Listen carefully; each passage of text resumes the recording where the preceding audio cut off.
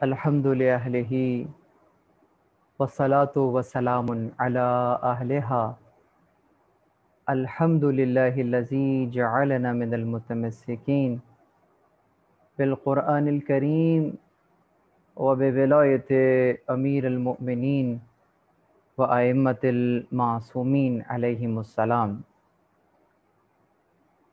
تمام تر تعریفیں خدائے وحدہ لا شریک کے لیے، درود اور سلام محمد اور اہل بیت محمد علیہ الصلاۃ والسلام کی ذوات مقدسہ پر. حمد ہے اس خدا کی کہ جس نے ہمیں اور آپ کو قرآن کریم، ولایت امیر المؤمنین اور دیگر ائمہ علیہم السلام کی ولایت سے متمسک کیا. وجود حجت خدا، محور کائنات کے عنوان سے کی جانے والی گفتگو کا یہ دوسرا دور ہے. گزشتہ دور میں ہم نے بنیادی کچھ مباحث آپ کے سامنے رکھے تھے، اور اس میں اصلاً ہم نے حرکت جوہری کا بیان کیا، اور انتہائی آسان اور عام فہم انداز میں یہ بیان کیا. اسی لیے پورے درس میں حرکت جوہری کا نام نہیں لیا، لیکن تمام کی تمام جو مطالب تھے وہ اسی سے متعلق تھے. اسی کے ساتھ ہم نے ہر وجود کے کمال کے اوپر روشنی ڈالی تھی کہ پروردگار عالم نے اپنی قدرت کاملہ کے ذریعے موجودات کو خلق فرمایا اور ہر موجود میں ایک کمال کو رکھا. بہت ساری موجودات ایسی ہیں کہ جو کہ اس کمال کی طرف تکویناً رشد کر رہی ہیں، اور انہی طریقوں کے رشد میں اگر غور کیا جائے تو خود انسان کے اندر اس طرح کی بہت ساری جسے آپ کہتے ہیں تبدیلیاں واقع ہو رہی ہیں، جو اس کو ہر لحظہ ایک اعلیٰ درجے کی طرف لے جا رہی ہیں. اگرچہ یہ رشد دو انداز کا ہے، ایک وہ کہ جو تکویناً ہو رہا ہے، اور ایک وہ کہ جس کی طرف اگر متوجہ ہوں گے تب وہ اس انداز سے رونما ہوگا جیسا ہونا چاہیے. تو پروردگار عالم نے جن نفوس کو مکلف فرمایا ہے، یعنی جن پر تکلیف شرعی کو رکھا ہے، جن کے لیے اس نے قوانین وضع فرمائے ہیں، ان قوانین کی بجا آوری کے سائے میں وہ سفر طے ہوتا ہے. یہ پروردگار عالم کا لطف ہے، یہ پروردگار عالم کا احسان ہے کہ اس نے ہمارے اور آپ کے لیے اس کمال کو رکھا ہے کہ جس کی بدولت ہم تمام موجودات سے افضل قرار پاتے ہیں. بس یہیں سے ہم آج اپنی گفتگو کو مزید آگے بڑھائیں گے. جیسا کہ میں نے عرض کیا کہ انسان اگر قرآن کریم کے احکامات اور آیات کی طرف بھی نظر کریں تو ہمیں نظر آئے گا کہ انسان قرآن کی آیات کی روشنی کے مطابق خداوند متعال کی طرف حرکت میں ہے، اور اس کے سفر کا اختتام ملاقات الہی ہے. سورہ مبارکہ انشقاق کی آیت نمبر 6 میں پروردگار عالم نے ارشاد فرمایا کہ یا ایھا الناس انک کادح الی ربک کدحا فملاقیہ. بہت مشہور اور معروف آیت ہے جس کو ہم تلاوت بھی کرتے ہیں اور اکثر یقیناً اس آیت کے حافظ ہیں. انکا کادح، اے انسان تو اپنے پروردگار کی حضور یا تو اپنے پروردگار کی حضوری کی کوشش کرتا ہے، یعنی تو اس سے ملاقات کی کوشش کرتا ہے، تو تو ایک نہ ایک دن اس کے سامنے حاضر ہوگا. الی ربک کدحا، انک کادح الی ربک کدحا. تو یقیناً اگر تو مسافرت میں ہے، اگر تو مسلسل سفر میں ہے، انا بے شک ایک حقیقت کی طرف اشارہ کر رہا ہے. اس آیہ مبارکہ میں انسان کو مخاطب کر کے ایک حقیقت کی طرف اشارہ کیا ہے قرآن کریم نے، اور یہ بشارت بھی دی ہے کہ تیری ملاقات اس سے ہو کر رہے گی.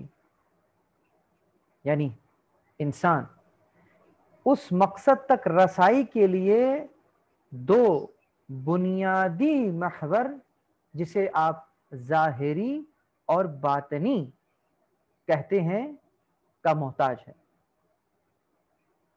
دو بنیادی محور، ملکی اور ملکوتی. ملکی مطلب یہی ظاہری، ملکوتی مطلب باطنی. یہ ملکوتی اور ملکی وہ دو بنیادی محور ہیں کہ جن کا محتاج یہ انسان ہے، اور انہی دو محوروں کے ذریعے وہ اپنے اس سفر کو جاری رکھے ہوئے ہے. اسی لیے انسان اس محور ملکی و ظاہری میں رہبر کا محتاج ہے، جو کہ وہی بحث امامت اور معاشرہ سازی، حکومت کا چلانا، نظام کی رہبری کرنا سے متعلق ہے. اور دوسرا محور جو کہ پہلے محور سے بہت ہی اہم ہے اور اس کا بنیاد شمار ہوتا ہے، وہ رہبر باطنی و ملکوتی ہے. یعنی یہ حرکت عمودی و طولی ہے، جس کو سیرورت بھی کہتے ہیں. کیا لفظ استعمال کیا؟ صاد، یہ، رے، واو، رے اور تے. ضرورت کے ذات کے نقطے کو ہٹا کر نیچے یہ کے دو نقطے لگا دیجیے تو یہ لفظ سیرورت بن جائے گا. اگر آج کی اس نشست میں یہ لفظ سمجھ میں آ گیا تو اس لفظ کا امام زمان سے تعلق سمجھ میں آئے گا. بہت توجہ. یعنی انسان اپنے باطن میں متعدد مراتب اور منازل کا سفر کرتا ہے، اور ان منازل کو طے کرنے کے لیے رہبر کی ضرورت کا انکار ناپذیر ہے. سیر ایک لفظ استعمال ہوتا ہے، یعنی سین سے سیر. یہ جو سین سے سیر ہے یعنی وہ ظاہری حرکت جو تمام زمینی اور آسمانی جو وجود ہے عموماً وہ کیا کرتے ہیں، لیکن جو سیرورت ہے یعنی تحول، اور ایک یعنی یہ جو سیر اور سیرورت میں جو بنیادی فرق ہے وہ یہ ہے کہ سیر تو کوئی بھی کر سکتا ہے، لیکن سیرورت کچھ موجودات کر سکتی ہیں۔ کس انداز سے؟ سیرورت یعنی تحول، یعنی ایک نوع سے دوسری نوع اور ایک منزل سے دوسری منزل میں تکامل پانا۔ فقط ایک جگہ سے دوسری جگہ جانا نہیں ہے، فقط ایک جگہ سے دوسری جگہ منتقل ہو جانا نہیں ہے، بلکہ ایک مقام سے دوسرے درجے میں، ایک مقام سے دوسرے مقام کی طرف۔ دیکھیے، ایک لفظ ہے مقام اور ایک لفظ ہے مقام، یعنی میم کے اوپر پیش دے دیجئے تو مقام ہے، اور میم کے اوپر زبر دے دیجئے، فتح دے دیجئے تو مقام ہے۔ ادھر دمہ دیا ہے اور ادھر فتح۔ مقام کا مطلب جگہ کو کہتے ہیں، ایک جگہ سے دوسری جگہ چلے جانا۔ اور اگر اسی لفظ کو فتح کے ساتھ پڑھیں گے تو مقام پڑھیں گے، تو ایک مقام سے دوسرے مقام چلے جانا یہ سیر نہیں، سیرورت ہے۔ مقام سے مقام کی طرف چلے جانا سیر ہے، سین سے سیر، اور مقام سے مقام کی طرف چلے جانا سیرورت ہے۔ بہت توجہ۔ ایک گاڑی جو تیزی سے شاہراہ پر آگے بڑھ رہی ہے، اور ایک پھل ہے جو ابتدا میں بیج میں تھا، اگرچہ تفکر اور تدبر کریں تو اس ننھے سے بیج کے اندر سمجھ نہیں آئے گا کہ پھل چھپا ہے یا پورا درخت چھپا ہے۔ یہ تو آپ کے ادراک پر منحصر ہے کہ آپ کی نظر کتنی گہری ہے۔ اگر غور کریں تو سیب کے اندر بیج نہیں، بیج کے اندر پورا درخت چھپا ہے۔ تو بالکل اسی طریقے سے گاڑی جو تیزی سے شاہراہ پر آگے بڑھ رہی ہے، اور ایک پھل جو کہ مختلف مراحل کو طے کرتا ہے، اصلاً دونوں متحرک ہیں، لیکن پہلی حرکت کو سیر اور دوسری حرکت سیرورت کی طرح ہے۔ یعنی پھل نے مٹی سے حرکت کی اور شگوفے کے مرحلے تک پہنچا، اور اس کے بعد کچے پکے پھل میں تبدیل ہوا۔ اس ہونے کو جو کہ باطنی حرکت ہے، وہ شے کہ جو کہ اسے مٹی سے نکال کر شگوفے اور شگوفے سے اس کچے پکے پھل میں اور پھر اس کی کامل شکل تک لے جاتی ہے، یہ سفر سیرورت کہلاتا ہے۔ انسان بھی بغیر استثناء کے اپنی باطنی تحول وہ سیرورت کے ساتھ زندگی بسر کرتا ہے، جس کی انتہا لقاء الحق تبارک و تعالی ہے۔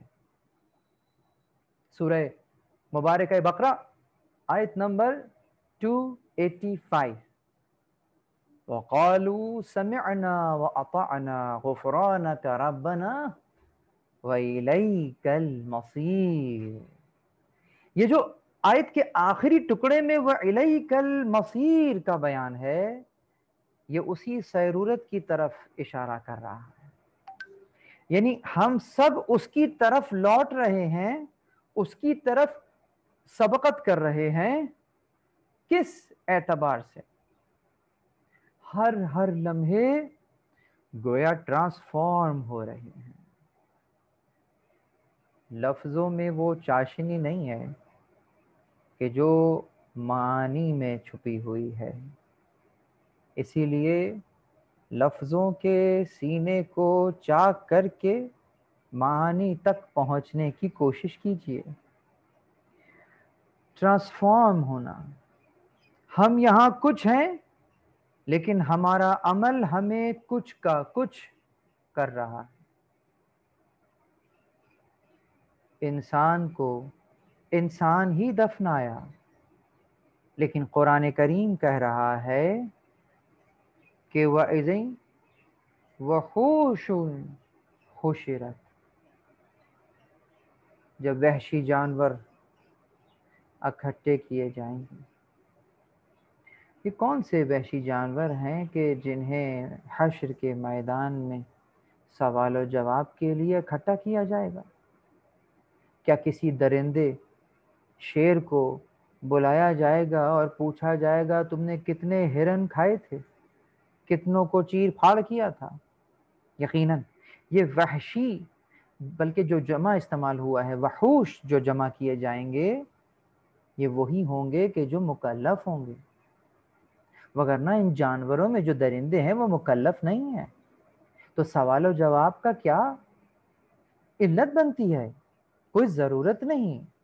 یقیناً یہ وہ وحوش ہیں کہ جو کہ صاحبان مکلف تھے، جن پر تکلیف شرعی تھی، جو آنسریبل ہیں۔ کلکم راعی وکلکم مسئول، تم سب کی ایک رعیت ہے اور تم سب سے سوال کیا جائے گا۔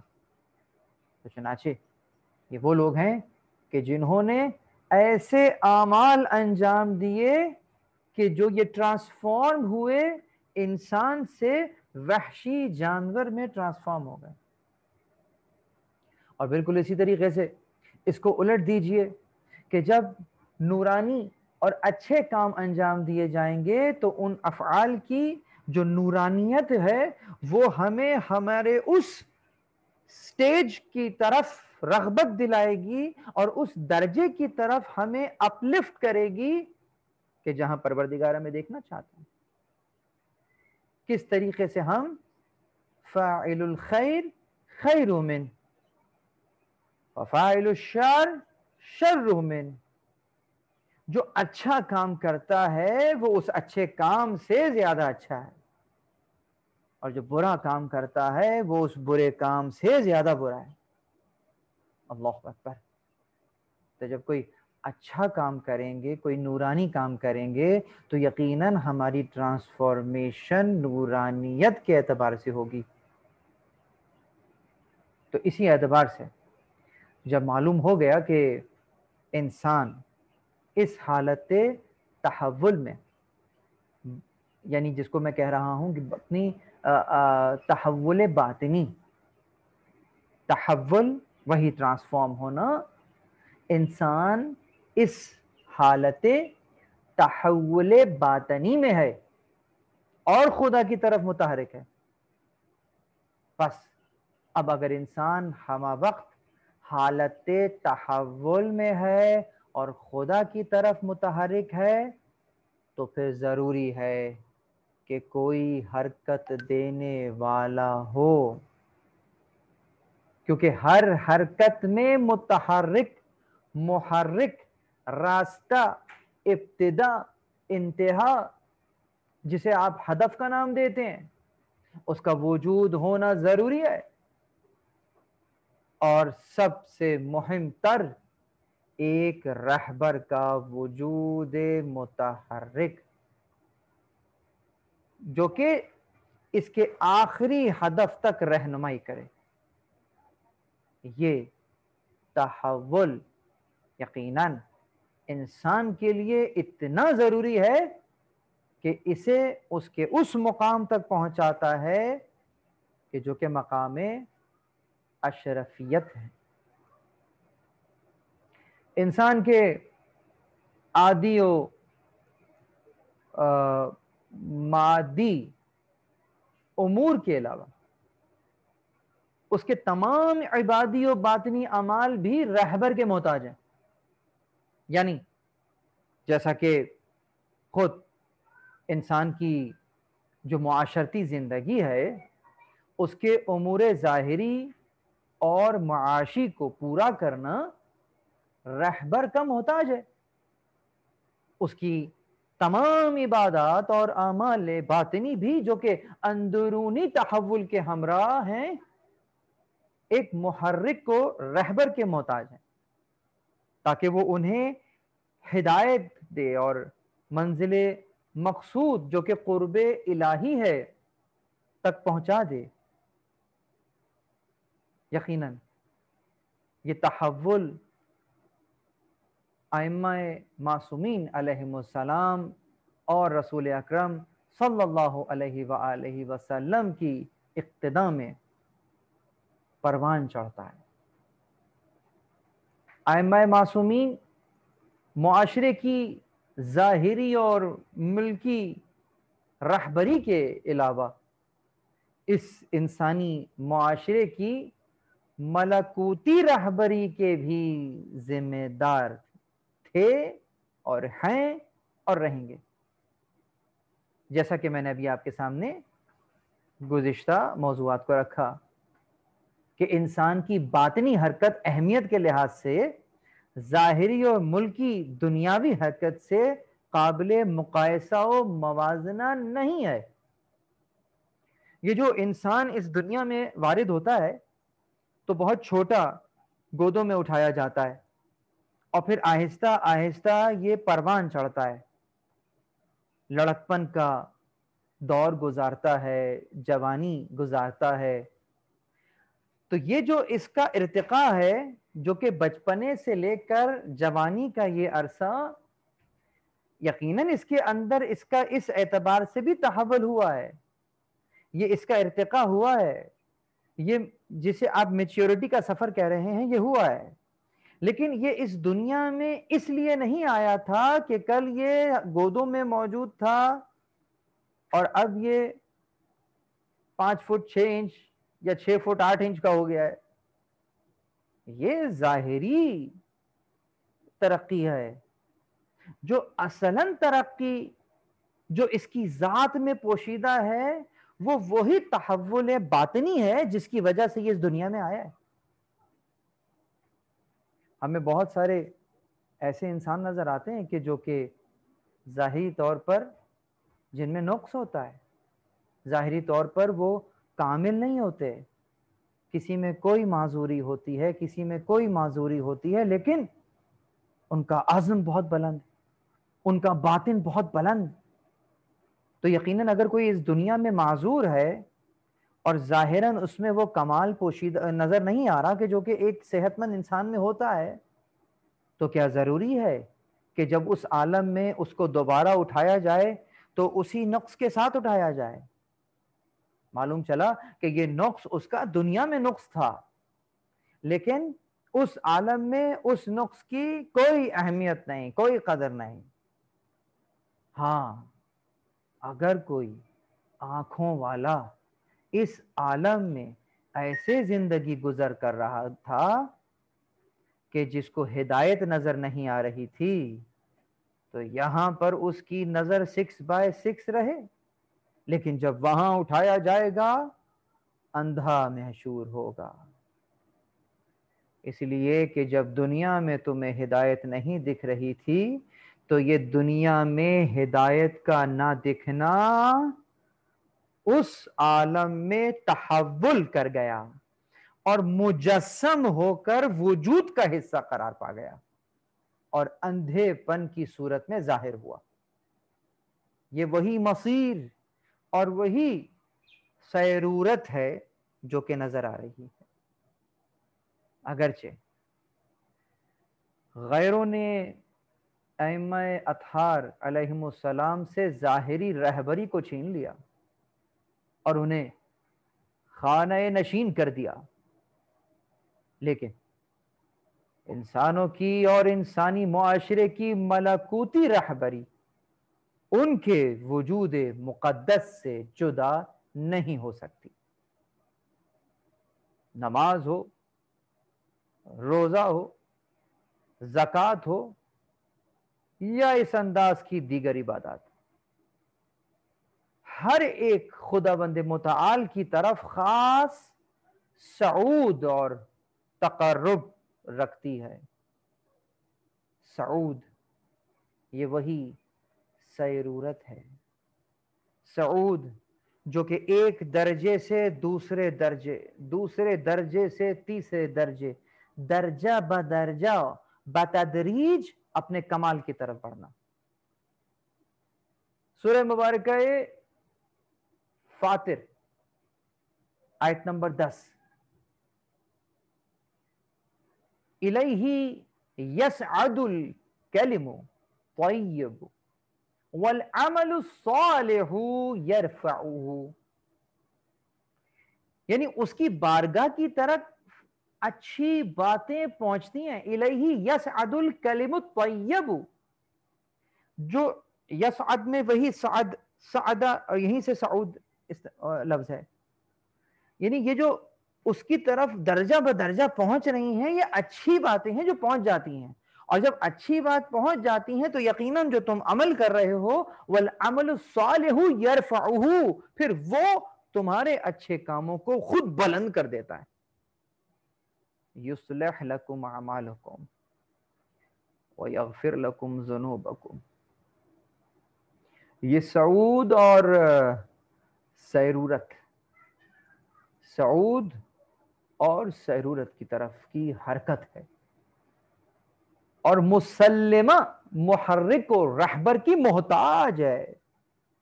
یعنی ضروری ہے کہ ایک انسان کامل ہو کہ جس کی رہبری میں، کہ جس کا عمل صالح بندوں کے اعمال کو اوپر لے جائے۔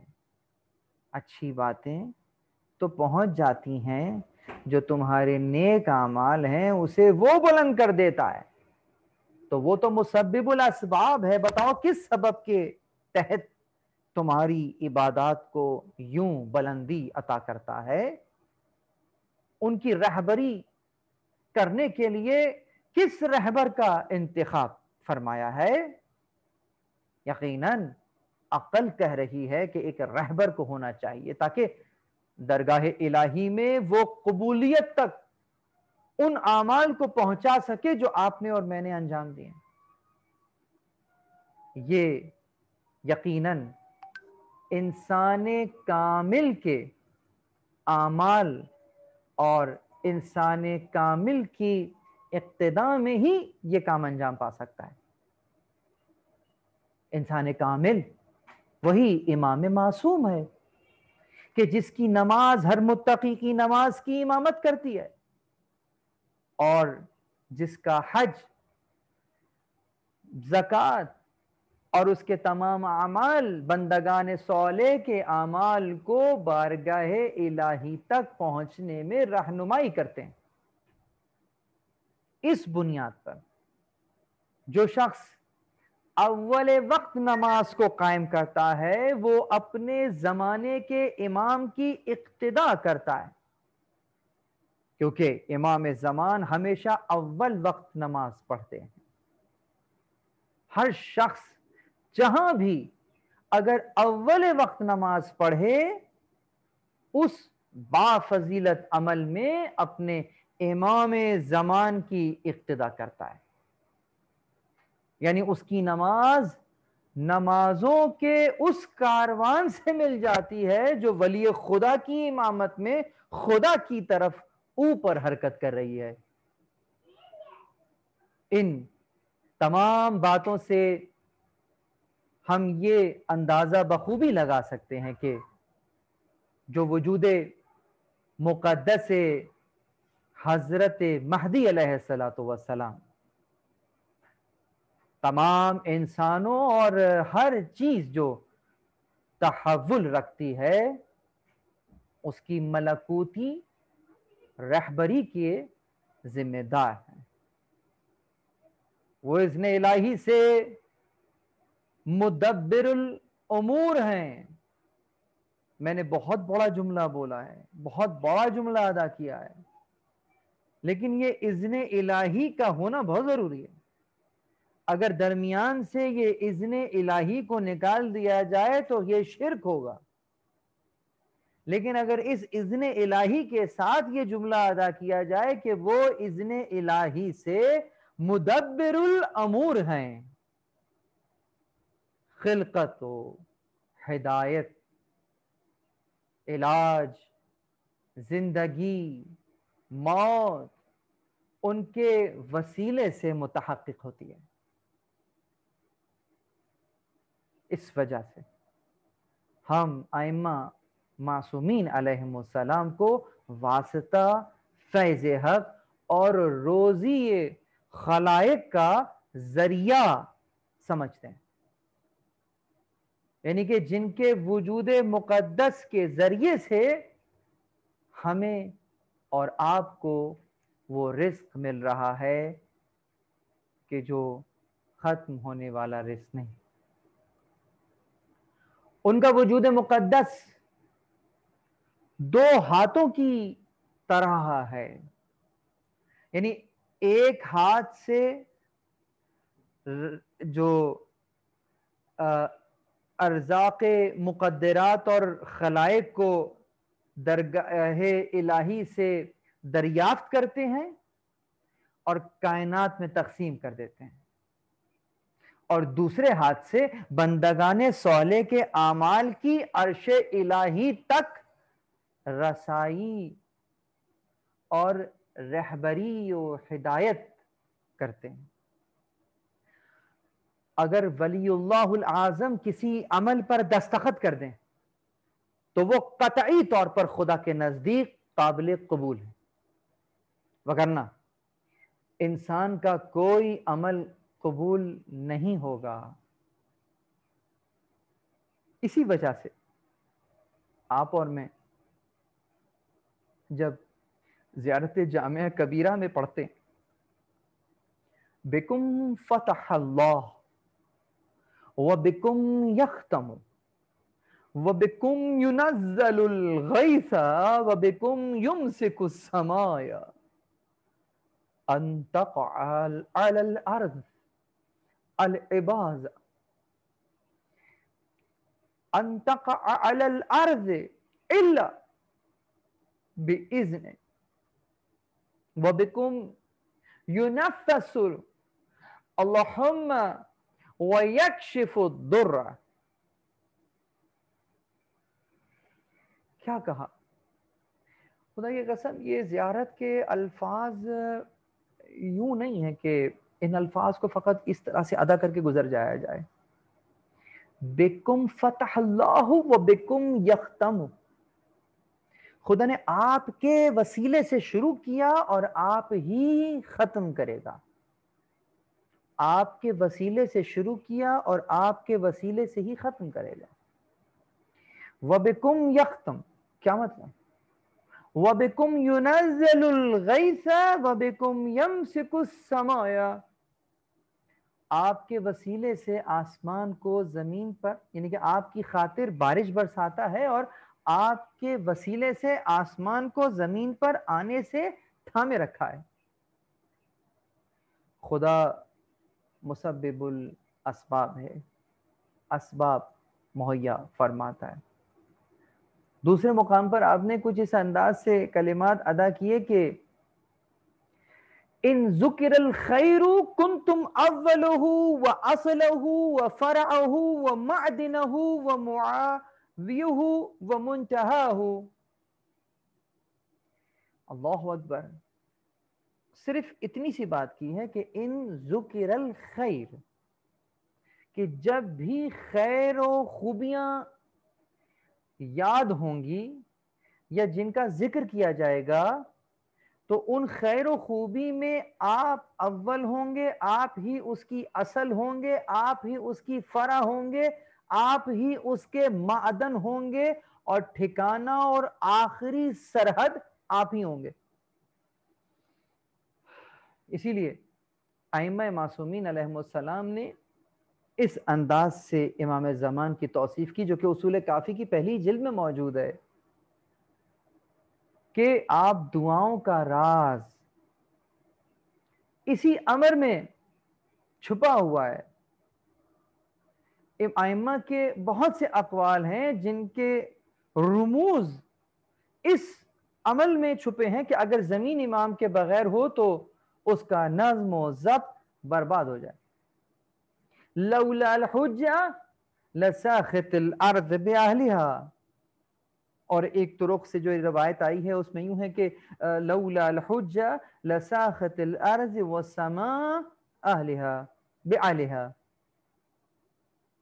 کہ اگر حجت زمان نہ ہو تو یہ زمین اور آسمان اپنے اہل سمیت دھنس جائیں. چنانچہ دعائے شریف ندبہ میں وہ جملہ مجھے اس وقت بہت زیادہ سامنے آ رہا ہے، شاید میں وہ بغیر پڑھے نہیں رہ سکوں. یہ میری تمام گفتگو اس جملے کے بغیر ادھوری ہے. کہ أين السبب المتصل بين الأرض والسماء.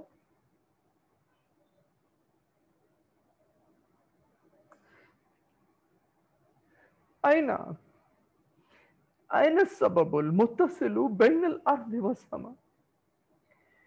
وہ وسیلہ، وہ فیوز اور برکات کا جس کے سبب یہ آسمان اور زمین اپنی جگہ قائم ہے. یہ زمین اپنی جگہ ٹھہری ہوئی ہے، آسمان اپنی جگہ قائم ہے. یہ میرے امام کے وجود کے اوپر دلالت ہے. لیکن زمین تو اپنی جگہ ٹھہری ہوئی ہے، لیکن مومن کے قلب کو قرار نہیں ہے. اسی لیے مومن کے قلب کو قرار کیوں نہیں؟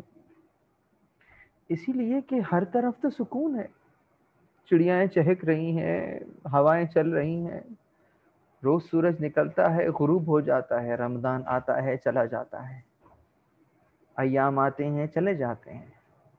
لیکن جن کی طفیل یہ فیوز و برکات مل رہے ہیں، جن کے طفیل یہ روزہ رکھ رہے ہو، جن کے سبب یہ قرآن کی تلاوت ہو رہی ہے، وہ سبب کہاں ہے؟ جس کے لیے کہتے ہیں کہ بِغَفَقَائِهِ بَقِيَّةَ الدُّنْيَا وَبِيُمْنِهِ رُزِقَ الْوَرَى وَبِوُجُودِهِ ثَبَتَتِ الْأَرْضِ وَالسَّمَاءِ. یعنی ان کی بقا کی برکت سے دنیا باقی، اور ان کے وجود مسعود کی برکت سے زمین و آسمان قائم ہے، اور ان کے یمن یعنی برکت سے لوگوں کو رزق ملتا ہے. اللہ اکبر. یقیناً اگر امام زمان علیہ الصلوۃ والسلام کا وجود مقدس نہ ہو تو یہ دنیا ختم ہو جائے. یہ انسان کے جو کہ مسلسل تحول کے سفر کر رہے ہیں، ان کا یہ سفر رک جائے، ان کے اعمال کی قبولیت رک جائے. اللہ اکبر.